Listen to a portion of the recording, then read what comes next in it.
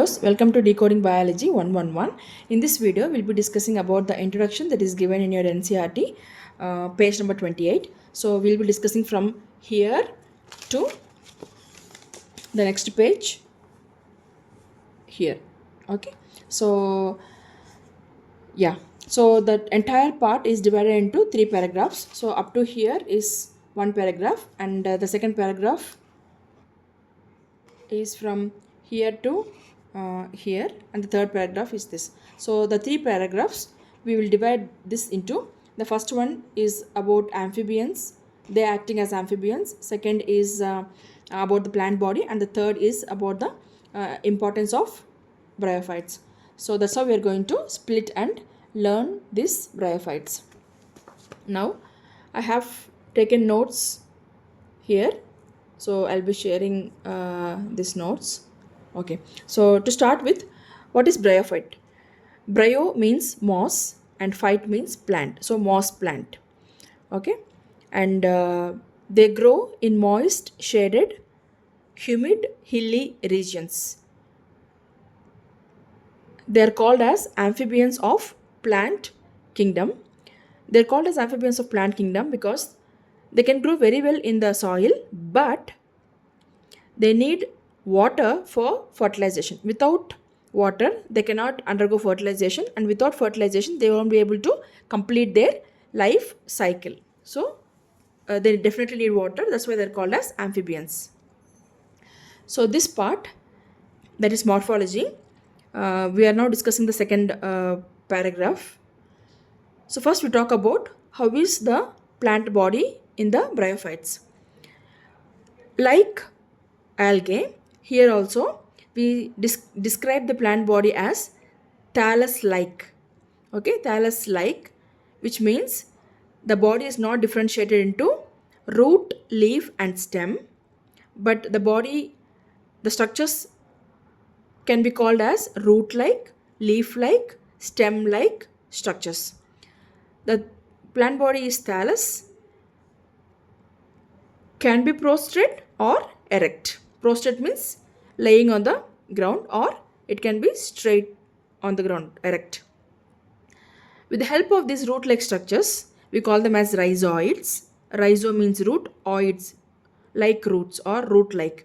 With the help of these rhizoids, they get attached to the substratum.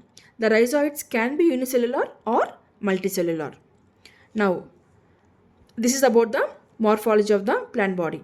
Now, if you take the plant body of the bryophyte, it is haploid in nature and it produces gametes by undergoing mitosis. And this plant body is called as gametophyte. This is the main plant body. Now, this gametophyte produces multicellular sex organs. Please do remember this is important. The sex organs in bryophytes are antheridium, which is a male sex organ which produces biflagellate anthrozoids, and the female sex organ is called as archegonium, which is flask shaped in structure, which is having flask shape, and it contains a single egg in it. The biflagellate anthrozoids, with the help of flagella, they swim in water and reach the archegonium to fuse with the egg cell.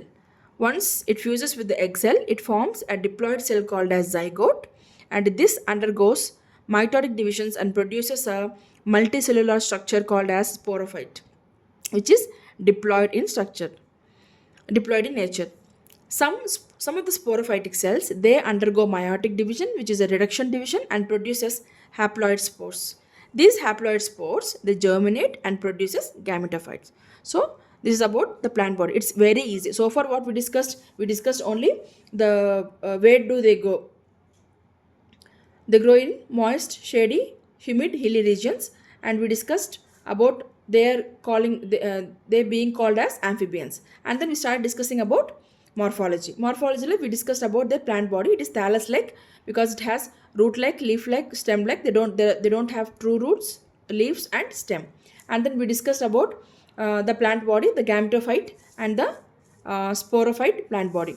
Now let's discuss about the economic importance. So here bryophytes have a very little economic importance, but they have a great role in ecology. That is, they have a great ecological role. So some bryophytes like mosses, they serve as food for the herbaceous animals, birds, etc. And sphagnum, which is again a moss. From sphagnum we get peat. This is used as fuel as well as packing material for the transshipment of living materials. This is the economic importance.